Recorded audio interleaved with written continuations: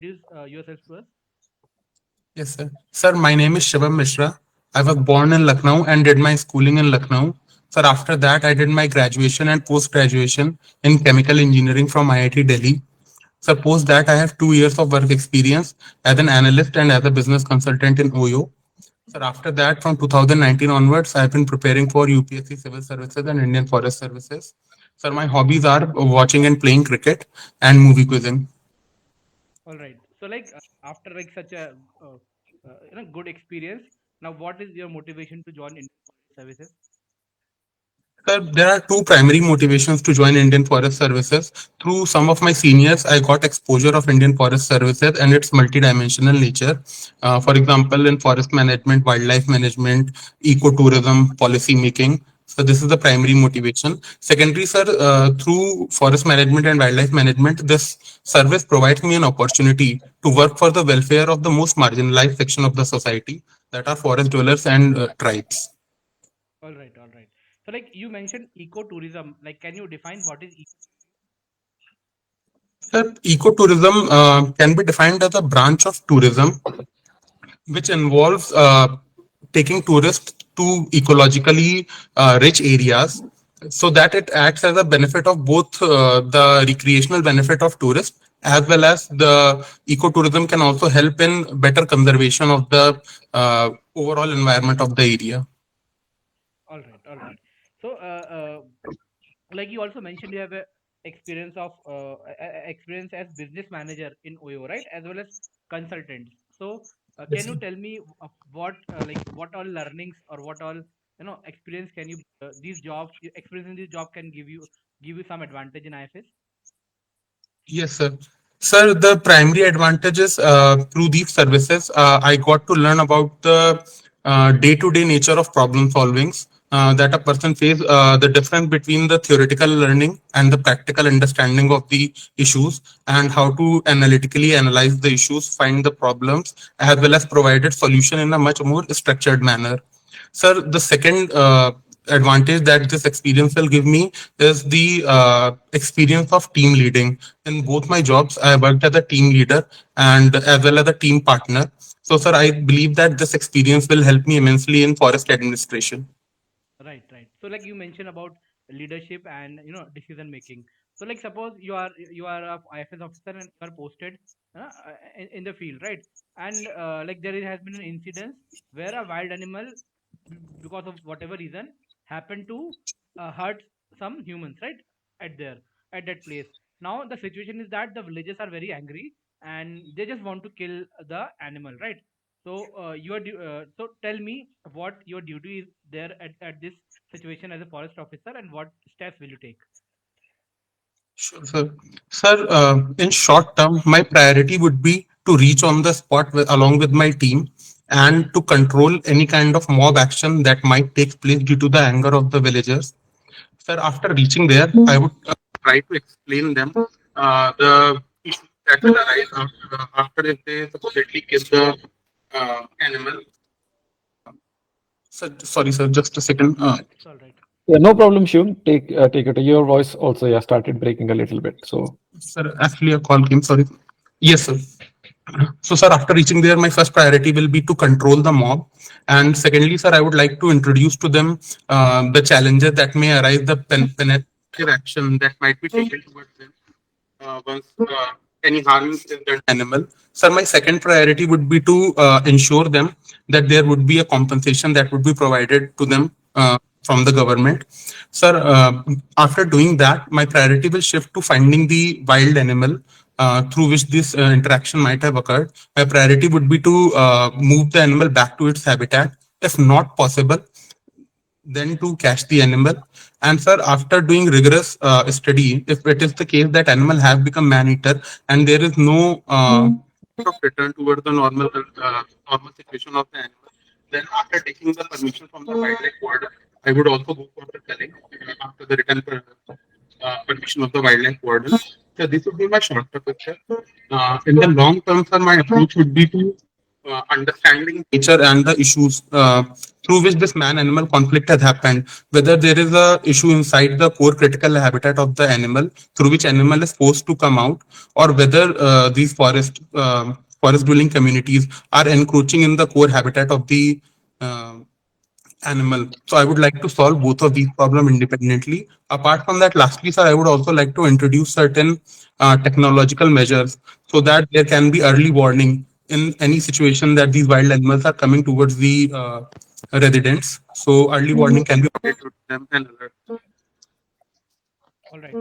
Like I don't know why this voice maybe message is coming. That is why. Sir, I apologize, sir. There is a call coming. Okay, okay, okay. It's all right. You want to take the call? No, no, sir. I have cancelled the call. All right. Like you mentioned a word man eater in your answer. So like, do you think that man is in the diet menu of any of the wild animal anywhere? No, sir. Sir, under usual circumstances, the wild animals largely are more timid and shy, and they avoid any kind of conflict to any kind of interaction with human. And humans are not their part of regular diet. However, sir, certain under certain extreme circumstances, they do tend to become man eaters. Sir, for example, if there are three primary conditions, sir. If the animal is injured and is unable to hunt properly, or if the animal is old and due to which it is not able to hunt. And lastly, sir, if there is certain disease that has happened to the animal because of which his usual hunting procedure is not being performed well, in those circumstances, they become man-eater. All right. Are you aware what is the forest cover of Uttar Pradesh? Yes, sir. So forest cover of Uttar Pradesh is 6.15% according to the 2019 IFSR report. Okay, and what is the target as per in national forest policy? What is we are striving for? Sir, as per the National Forest Policy, we are striving for a 33% of 33% of geographical area as forest and tree cover. So, like, do you think it is possible for a state like Uttar Pradesh to achieve this figure anytime in future, near future? Yes, sir. Sir, in my understanding, it is possible, but in order to achieve this target in Uttar Pradesh, there has to be certain out-of-the-box measure that have been taken. Since forest area is not very large in Uttar Pradesh, and there is also a very high population burden in Uttar Pradesh. So, sir, focus can be diverted toward tree cover, and urban forestry. And through social forestry activities, the overall tree cover and green cover of Uttar Pradesh can be significantly increased. All right. Like I'll ask the last question. That is like your one of your hobbies, playing and watching cricket, right? So, Yes, sir. right, just in couple of days' time, India will be playing World Test Championship final, right? Yes, sir. So, what in your assessment, who in your assessment should be the wicket keeper of the Indian team and why? Sir, in my understanding, the team India should go with Ishan Kishan as the wicketkeeper. So, sir, the reason behind that is the previous form of the alternative that is available to us, that is KS Bharat, has not been very well. And in the middle order, since this might be a very short duration match, a sudden burst of runs, 50, 60 runs, can be very helpful in gaining the momentum for Team India. Okay. So my last question on that is also on cricket. That presently we are also like we see a lot of talk about climate change and its manifestation. So do you think that this climate change has any effect on cricket? Yes, sir. Sir, climate change does have an effect on cricket. Sir, first of all, since there has been an increase in temperature and erratic weather patterns, a lot of time the prediction of rain has become more erratic in nature, due to which a lot of matches are washed away. Sir, secondly, the a lot of cricket match is usually played in daytimes and in the tropical and subtropical countries. So the increase in temperature during the summers is also an issue uh, while playing cricket. So, sir, it is affecting cricket in certain direct or indirect manner. Okay. So like that's all from my side. Over to you, Kshitiz. Thank you. Moving on, you might have read about rising incidents of violence against forest officials while they are performing their duties. Can you elaborate as to why this is so? Yes, sir. Sir, there has been a certain rise against the rise in the violent activity against the forest officials. Sir, in my understanding, the primary reason is that the forest department has largely inherited the colonial legacy, where the traditional forest dwellers that were present inside the forest, as well as forest department, there has been a trust gap between both of them. So, and sir, another challenge is that there is a lot of poaching activities that happens inside the forest, and there is a lot other activities like sand mining, illegal activities that happens inside the forest. And sir, since during the patrolling, the forest officials come confront these illegal activities, and this gets escalated and conclude in the violence against forest officials.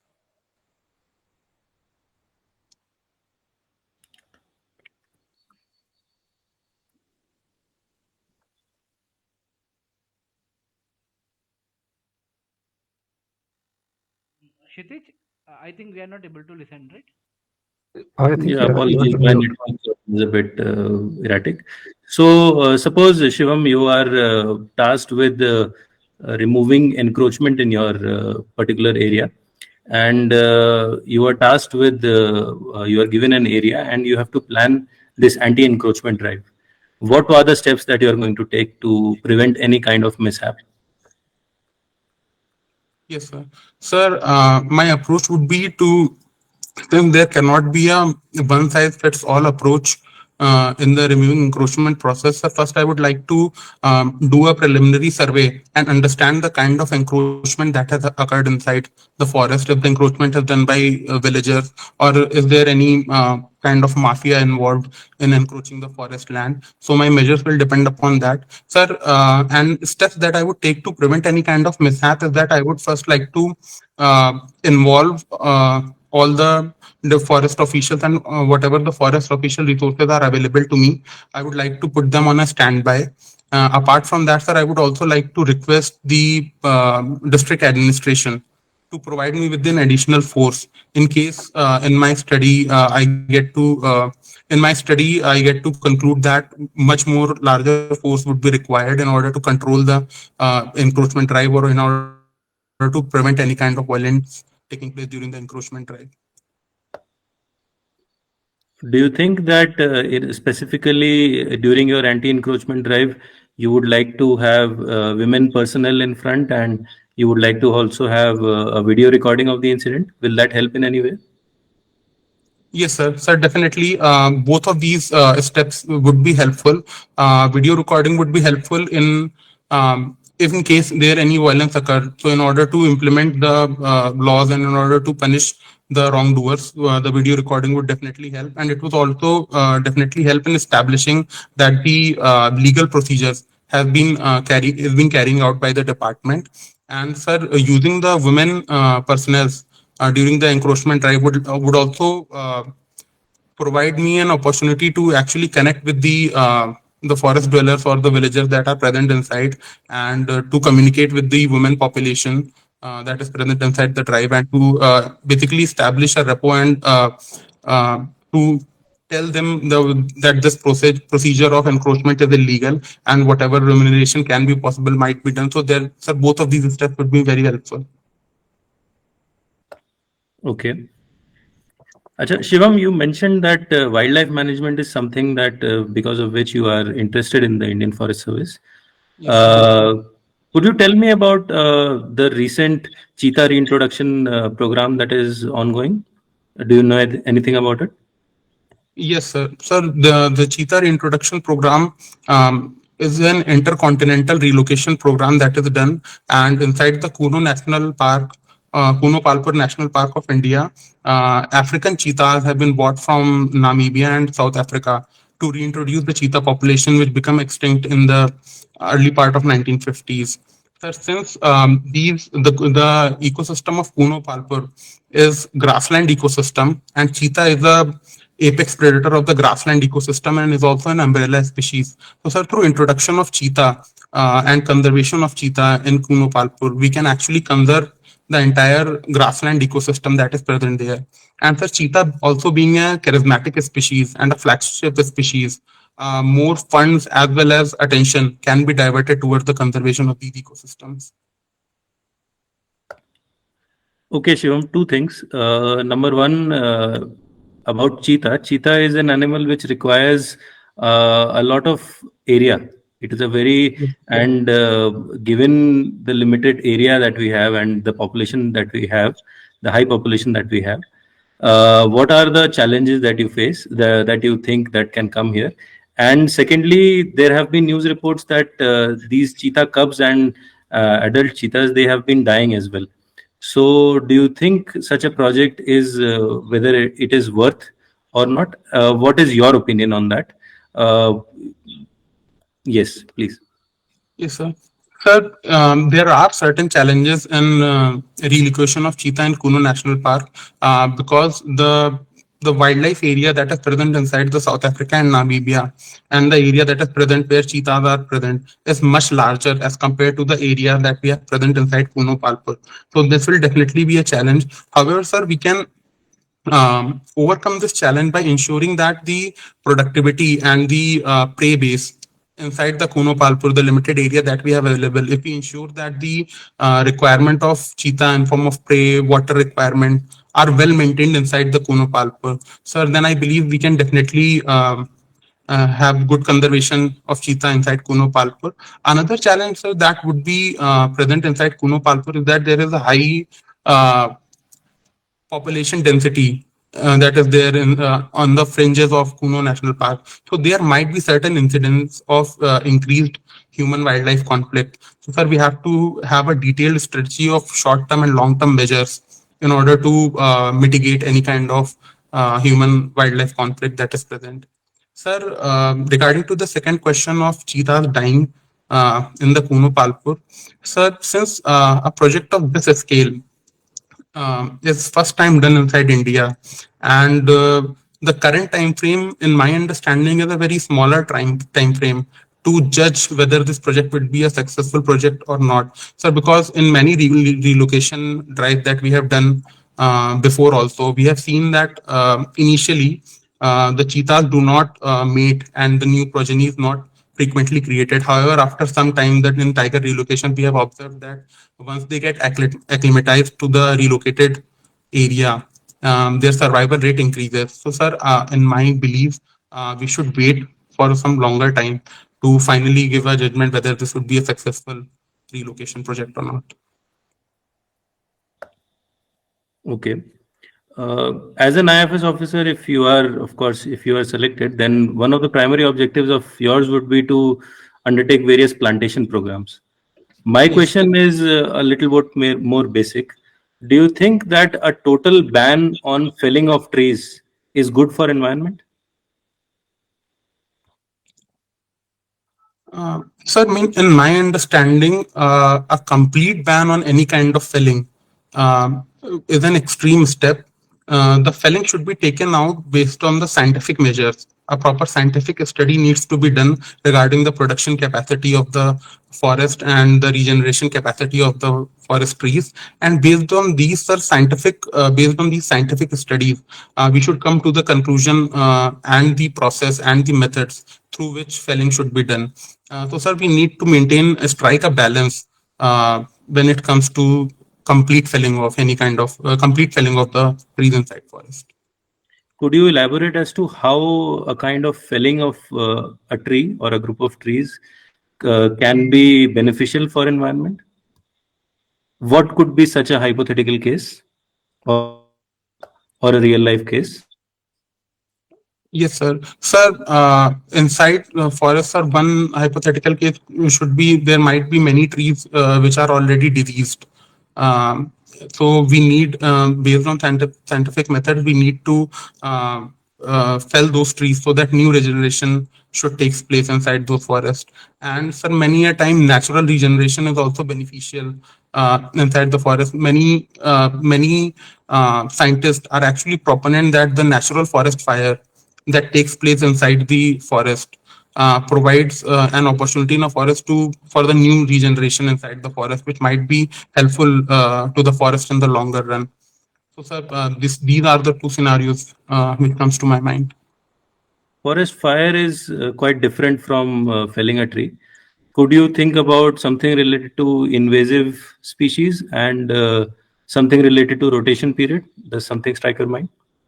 Yes, sir. Sir, with respect to the invasive species, also there should be a methodology of felling. Sir, for example, we have there are reports that almost 40% of the core tiger habitat inside tiger reserves of India have been infested by Lantana camara, which is an invasive species and have negative consequences inside the tiger reserve. So, sir, in order to eliminate these eliminate or control these invasive species, also. Felling should be allowed inside the forest. Fine. Moving on, one of the hobbies that you've written about is movie quizzing. Yes. Could you elaborate on what exactly you do in movie quizzing? And yes, firstly, elaborate on what exactly you do.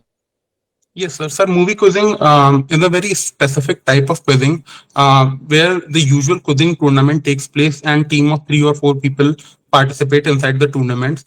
And sir, the questions are more specific towards the cinema and the periphery of cinema. So cinema related questions are asked. So there is a preliminary round usually in the quizzing contest, which is a written round. And after that, sir, team participate in different kinds of round where questions are asked, and sometimes trivia based questions are asked, and sometimes a different kind of questions are asked where we have to connect the dot and come to the answer. Not the explicit information is not present in the question to answer. We have to connect and infer and come to the answer. Actually, my question was what personally you do. You mentioned about basically a format of a quiz. Anyway, can you tell me about 5 movies in which the life of a forest officer is depicted and somehow which relates to environment? Sir, can I take a brief moment to recollect my thoughts on this question? Yes, please.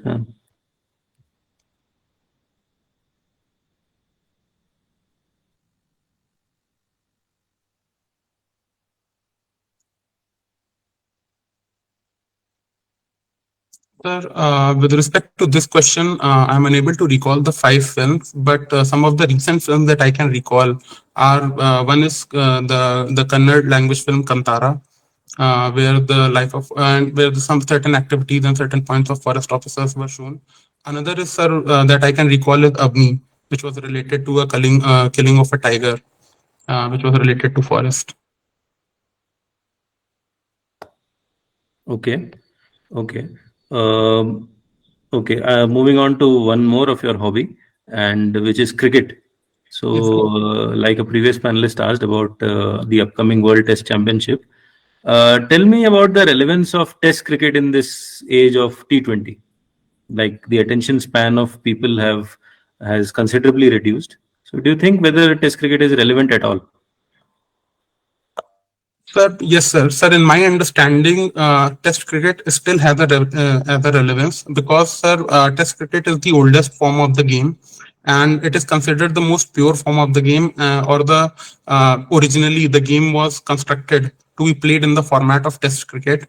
And sir, with the coming up of World Test Championship that has been organized by ICC, and the bilateral series like Border Gavaskar Trophy or Ashes. Sir, recent time it has been seen that Test cricket has again started to getting relevance, and crowd are now more attracted toward Test cricket as compared to previous 2 or 3 decades.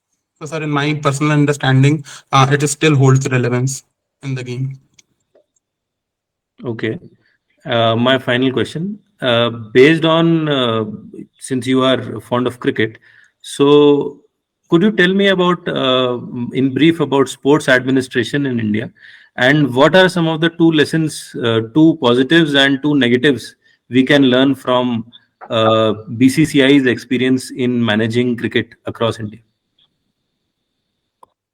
Yes, sir. Sir, sir, in with relation to cricket, it is managed in a way that there are state cricket boards that are constituted inside all the states of India, And sir, these state cricket boards indirectly choose representatives inside the BCCI. And sir, one of the important points related to BCCI is that it is not a government organization. It is registered as a society inside the Tamil Nadu Societies Act. So, sir, BCCI has been successful in my understanding because BCCI has been able to effectively utilize the resources and as well as market the game of cricket in a much more efficient manner. And sir, since it has been, although relatively with respect to other sports, there has been less political interference of the ministry directly inside cricket, and it has been administered as a private entity. So it has been much more successful with regard to other form of sports that are present inside India. Okay.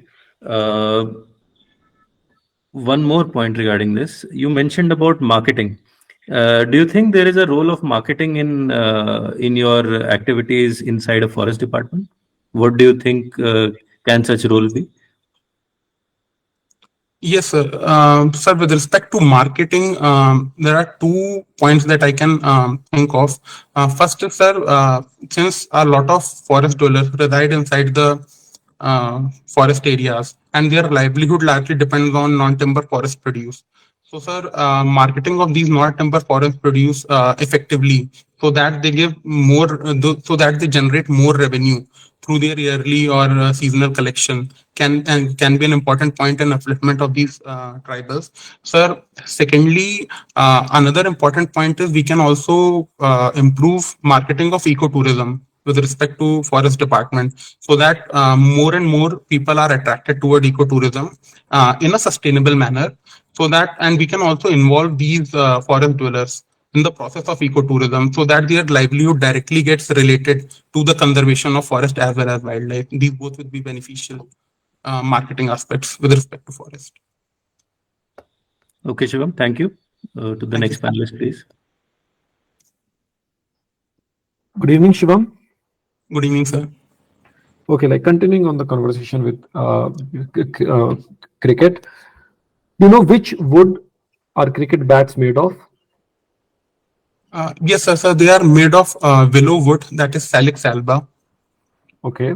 So how long do you think a willow tree takes to mature to a state that it is suitable for making cricket bats?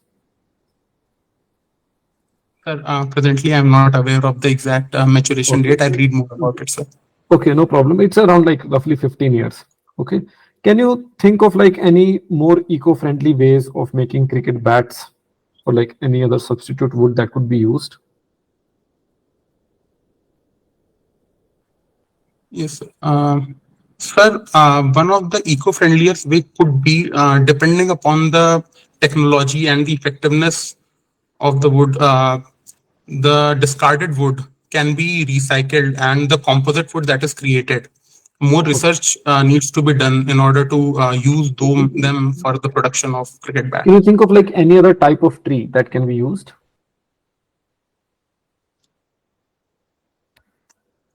For example, like there have been like some studies on suitability of bamboo. Bamboo is like it takes much less time to mature, so and it's like could be more eco-friendly than willow. Okay. Okay. You also like I see like in your DAF that you completed your masters within 1 year. So usually like Yes, sir. masters is 2 or 3 years. Why? How did you complete in 1 year? Sir, I completed my master's in 1 year because it was an integrated dual degree program that has Okay. been offered by some of the IITs. So, sir, it's a 5-year structured course where for the first 4 years we study for the bachelor's, and starting from the 4th year as well as towards the complete 5th year, we study for the master's part of the course. So how are the master's study different from bachelor studies? Sir, master's study, in my experience, is different from the bachelor's study. That it is, first of all, much more specific towards the particular part of the subject. In bachelor's studies, we usually study different sub-subjects inside, for example, chemical engineering. However, for our masters, we have to specifically pick and choose one of the research fields where we have to dedicate our study. So it is different in that way. And sir, secondly, in my understanding, the master's part of a study is much more deeper as compared to the bachelor's part. Did you also have any research component in your master's? Sir, in my master's thesis was based on modeling.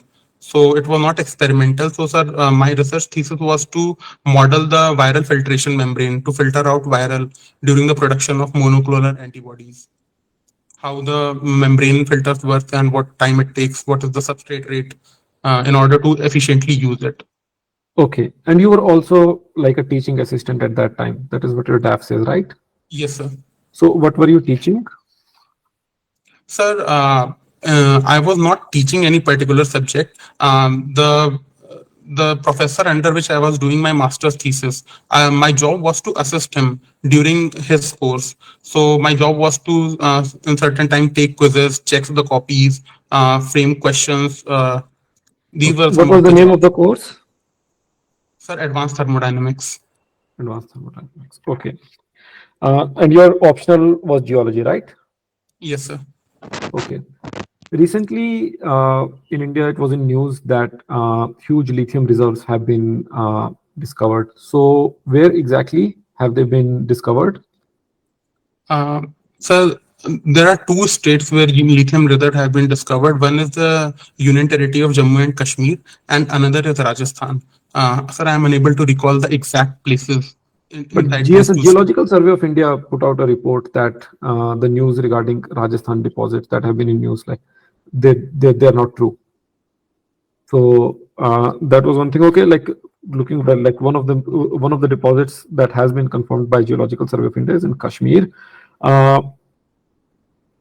So let's say as a forest officer, now you have geology optional, so you know a little bit about that part as well. Okay, so this is kind of a conundrum. Okay, Kashmir, of course, like in Himalayan region, ecologically sensitive, and then like you need to basically cater to countries' economic needs as well. We need like we cannot be dependent on China for all our like mineral reserves, especially when it comes to those that we use in semiconductors, or like those are rare earth elements. So what do you think? Like, what would your stance be if, let's say, you are in charge of that area as a forest officer, and then huge swaths of forest have to be cleared for mining activity? What will your stance be?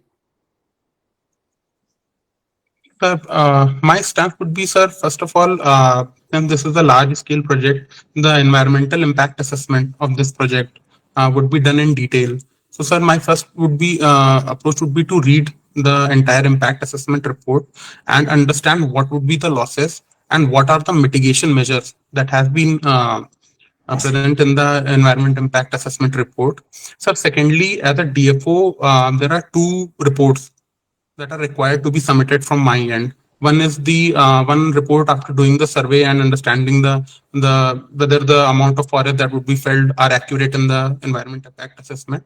And so second report gives me an opportunity to provide me my personal inputs regarding that area. So, sir, after doing the study and understanding the strategic importance of these reserves and the ecological losses that might occur, sir, based on those, I would write certain recommendations that I feel are required and present them to the Environment Impact Assessment Authority. Leaving aside the administrative aspects, what is your like personal opinion on this issue? Like, forget about like what's the government policy on these, what's the environmental policy? What do you think, like deep inside, what's the right thing? Sir, in my personal understanding, we have to go case by case and understand the importance, strategic or I've national told you, importance. I've told you the case. This is the case. Okay. So in this case, what do you think? Sir, in this case, I think that we can go ahead with the extraction of these rare earth element of lithium because it provides very strategic uphand to India. And since sir, we are moving towards much more greener technologies like electronic vehicles, which actually requires lithium to produce batteries. So, sir, I believe that extraction of lithium might also help us in overall reducing the environmental impact at a larger Okay. scale. So we can go ahead with it. Okay. Uh, let's say you are in a forest. Okay. You like in a wild area. So you see like mostly dry vegetation, scrubs. Okay, in that terrain. But along certain, let's say, areas, you see like lines of green trees growing large. Okay, and usually occurring in a linear pattern. What could be geological reason for these? Sir, sir, one geological reason would be that inside in the surface or subsurface, there might be presence of any specific type of ore or mineral deposits in the vertically aligned mineral deposits that would provide the required nutrients for the growth of these trees, and hence they get grown regenerated in a linear fashion. Or like it could also be related to availability of water also. So if let's Yes, say sir. mostly it's arid surroundings, but along those lines, let's say it's more like there is more availability of water. What could be geological reason behind that?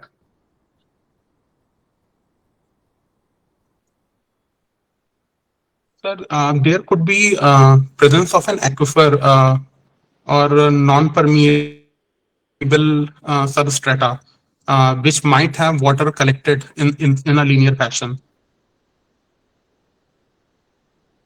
that would have provided them Sometimes water it to can grow be in right strata. and linear It will fashion. not be impermeable. Actually, it will be permeable. It could also be, for example, a fault, right? A fault Yes, range. sir. If there is Yes, a sir. crack, let's say if it's a rocky terrain and there is not much space for water to percolate, but if you have, let's say, natural fractures or faults in rocks, so water could collect along those, right? Yes, sir. Yes, sir. Okay. Right. Sir. Do you know like what is a geological fault? Yes, sir. So geological fault are geological structures that gets created uh, when there has been a relative motion between two geological either tectonic plates or rocks. There is a relative motion between these two, and due to the relative motions, there is a fault plane that is created. Okay. Uh, what do you understand by the term tree improvement? Sir, by the term tree improvement, my understanding is improving uh, the trees or the variety or species of tree, both genetically, morphologically, phenologically improving the tree so that the next progeny has certain advantage over the previous one. Okay. So what could be some of the desirable traits if you want to improve a tree? Um, So certain desirable traits that come to my mind is more vigor in the tree, more production, less requirement of nutrients, lesser requirement of water, more resistance towards the climatic or geophysical phenomena. So when you do tree improvement, it is also a kind of like you're not just improving the morphology, you're also trying to improve the genotype, which is the genes of a tree. Yes, sir. So is this same as what we understand by GMO, genetically modified organisms? Sir, there is a slight difference between both of these. We can also improve the genealogy of a tree through hybridization.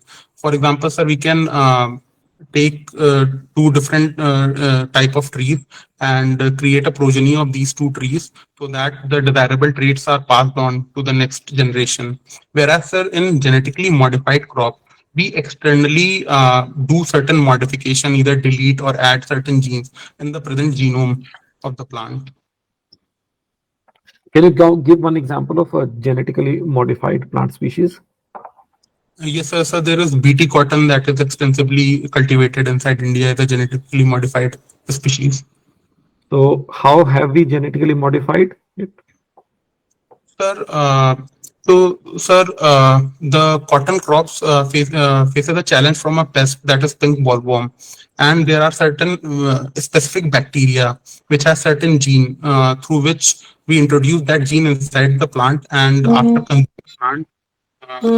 consuming the plant, the pink bollworm, uh, I believe, get dies after consuming the plant in that case, and the crops is get protected from the pest.